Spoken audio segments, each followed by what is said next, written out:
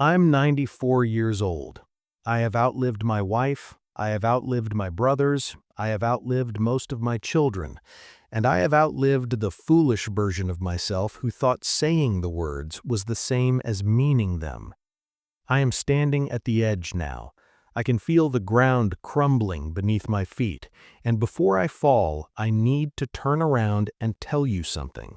Something that has been eating at me for 23 years, something I should have understood 70 years ago. I loved my wife. I loved her more than I loved anyone or anything on this earth. I loved her from the moment I saw her in 1952 until the moment she closed her eyes for the last time in 2001. I loved her for 49 years. And that love means nothing, because I didn't show it, not the way she needed, not the way she deserved. And now she's gone, and all I have left is the memory of everything I should have done and didn't. You want to know my one regret? People ask me that. They expect me to say I wish I'd made more money, built a bigger business, traveled more, achieved more. None of that matters. My one regret is that I told my wife I loved her almost every day for 49 years, and I didn't prove it nearly enough. Let me tell you about Rose. It was 1952.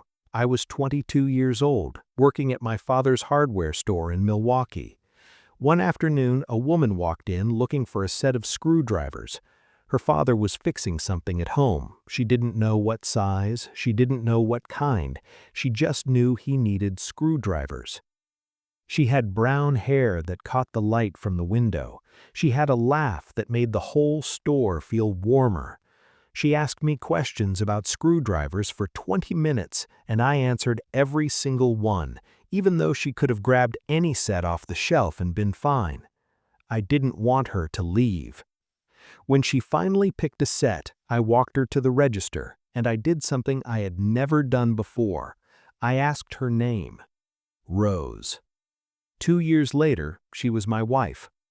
We had 49 years together, raised 4 children, built a home, built a life, and through all of it, I told her I loved her.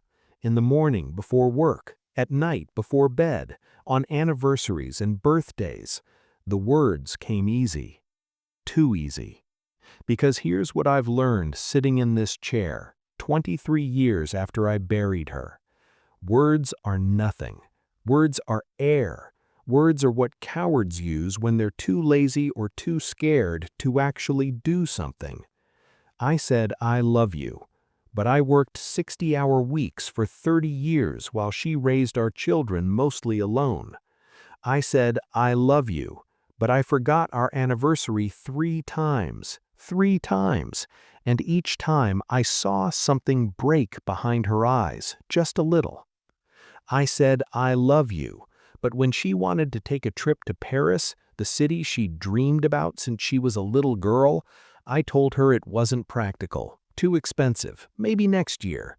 And next year became the year after, and the year after became never. I said, I love you, but I couldn't sit through a conversation without looking at my watch, thinking about work, planning my next move.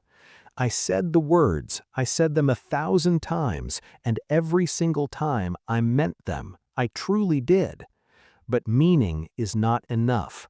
Meaning without action is just noise. Let me tell you about a Tuesday night in 1978.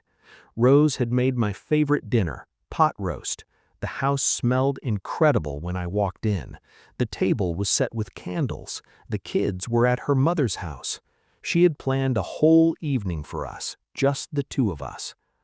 I walked in the door at 8:30, 3 hours late. There was a problem at work. There was always a problem at work. The candles had melted down to nothing. The pot roast was cold. Rose was sitting at the table, still waiting for me, still hoping I'd walk through that door in time. I said, I'm sorry. I said, I love you. And she smiled. She said it was okay. She warmed up the food. We ate together. We went to bed. But it wasn't okay. I know that now. I knew it then, somewhere deep down, but I chose not to see it. That night she lay next to me and she was quiet, not angry, just quiet. And in that quiet was everything she couldn't say, every disappointment, every broken promise, every time I chose something else over her. I should have held her. I should have talked to her. I should have promised to do better and actually meant it. Instead, I fell asleep. Because there was work in the morning. There was always work in the morning. You think you're different. You're sitting there thinking, I would never do that. I appreciate my partner. I show up for my family. Do you? Do you put your phone down when your wife is talking? Do you look her in the eyes, really look? Or are you glancing at the screen every 30 seconds? Do you remember the last time you did something for her that you didn't have to? Not a birthday, not an anniversary, just a random Tuesday where you made her feel like she was the most important person in the world. Do you listen when she tells you about her day, or are you just waiting for her to finish so you can talk about yours? I see young couples today. They're sitting across from each other at restaurants, both staring at their phones. They're in the same room, but in completely different worlds, and they think that's normal. They think that's love. It's not. Love is attention. Love is presence. Love is choosing again and again every single day to show up for another person even when it's inconvenient, especially when it's inconvenient. I failed at this. For 49 years, I failed at this. Not completely. I wasn't a monster. I provided for my family. I was faithful. I came home every night. By the world's standards, I was a good husband.